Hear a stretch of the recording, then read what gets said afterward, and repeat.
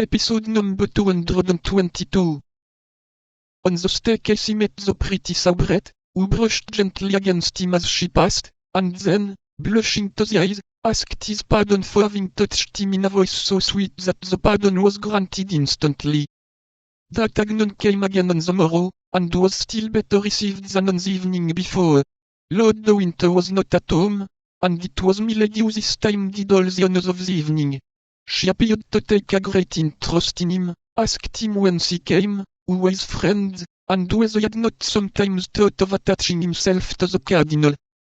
D'Artagnan, who, as we have said, was exceedingly prudent for a young man of 20, then remembered his suspicions regarding Milady. He launched into a eulogy of his eminence, and said that he should not have failed to enter into the guards of the cardinal, instead of the king's guards, if he had happened to know M. de Cavois, instead of M. de Treville. Milady changed the conversation without any appearance of affectation, and asked D'Artagnan in the most careless manner possible, if he had ever been in England. D'Artagnan replied that he had been sent thither by M. de Treville to treat for a supply of horses, and that he had brought back 4 as specimens. Milady in the course of the conversation twice, or thrice bit her lips. She had to deal with a Gascon, who played close. At the same hour as on the preceding evening, D'Artagnan retired. In the corridor he again met the pretty Kitty, that was the name of the soubrette. She looked at him with an expression of kindness, which it was impossible to mistake, but D'Artagnan was so preoccupied by the mistress that he noticed absolutely nothing, but D'Artagnan came again on the morrow, and the day after that, and each day Milady gave him a more gracious reception.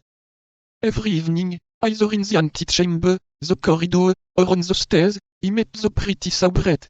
But, as we have said, D'Artagnan paid no attention to this persistence of poor Kitty. 32. A procurator's dinner. However brilliant had been the part played by Porthos in the duel, it had not made him forget the dinner of the procurator's wife. On the morrow he received the last touches of Mousqueton's brush for an hour, and took his way towards the Rue aux Czars with the steps of a man who was doubly in favor with fortune. His heart beat, but not like D'Artagnan's with a young and impatient love. No, a more material interest stirred his blood. He was about at last to pass that mysterious threshold, to climb those unknown stairs by which, one by one, the old crowns of M. Coquenard had ascended.